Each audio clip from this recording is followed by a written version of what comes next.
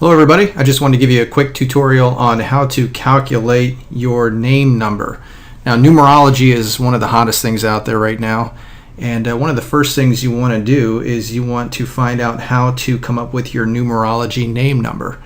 Now your name number tells you a lot about yourself, and that's why I think everybody's out there trying to find out what that number is and what it means.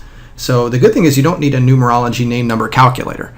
You just need a paper and pencil, and this little handy chart I have here on the screen is you'll see each letter in the alphabet corresponds to a number, and what you need to do is just calculate your number based on the letters in your name. So for example, we've come up with the basic name of John Smith. So in this example, we're going to find out what John Smith's numerology name number is. So if we take a look here, we're going to look for the J.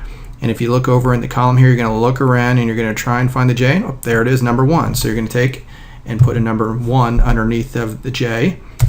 And then we're going to go through this real quick. The O, as you'll look over here, is 6. The H over there is 8. The N is 5. Now we go over to the Smith, which is the last name in your name, and you're going to remember you always got to use your first and last name. So if your first name is Bill and your last name is Johnson, you're going to do Bill Johnson. If you go by William more often than Bill, then you're going to use William. But in this case, we're going to use John Smith here. So let's go on with the last name here, which is Smith. The S is a 1. The M is a 4. The I is a 9. The T is a 2. And the H is an 8. So there are all the numbers corresponding to the letters in your name, John Smith. So what we need to do is we need to calculate all of those numbers and come up with one big number. That's the first step. So if you take 1 plus 6 plus 8 plus 5, you come up with 20. Okay? Now if you take your last name and you calculate the 1 plus 4 plus 9 plus 2 plus 8, you're going to come up with 24. So what you do is you take both those numbers and you add them together. 20 plus 24 is 44. Now obviously we can't have a numerology name number that is a double digit like that unless it's an 11 or 22, which is what they consider the master numbers. But in this case we're going to add up, because it's not 11 or 22, we're going to add up these actual two digits into 44. So we're going to do 4 plus 4 is 8.